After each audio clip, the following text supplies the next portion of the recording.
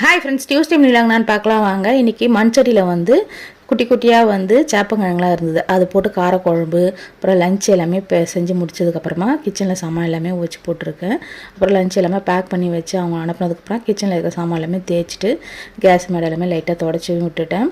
அதுக்கப்புறம் இன்றைக்கி டியூஸ்டேன்றதால மாடி தோட்டந்து பறித்து அந்த பூ, அதுக்கப்புறம் வீட்டு வாசலில் இருக்கிற பூவெல்லாம் பறித்து சாமிக்கு வந்து போட்டாச்சு. நேற்றே கட்டிடுவேன் நான், மறுநாள் தான் போடும், அப்போ தான் கொஞ்சம் நல்லா வாசனையாக இருக்கும்.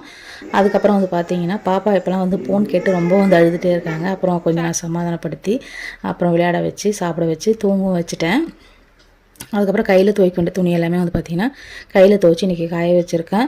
ஏன்னா மிஷினில் வந்து சிலதெல்லாம் போடவே முடியாது. இந்த சமைக்க ஒர்க்லாம் போட்டோம்னா மொத்தமாக வந்து மிஷினில் வந்து வேஸ்ட்டாக போயிடும். அதுக்கப்புறம் வந்து பார்த்திங்கன்னா கரை பிடிக்கிற மாதிரி இருக்கிறது ஒயிட்டு அதெல்லாமே கொஞ்சம் கையில் துவைச்சிப்பேன். இதுதான் என்னோடய லஞ்ச் பிளேட். இப்போ நிறைய காய் கொஞ்சம் சாதம் எடுத்துருக்கேன். பாப்பா வந்து ஈவினிங் வந்து சாமி கும்பிட்றாங்களா பாருங்கள். இங்கே அம்மா பாரு.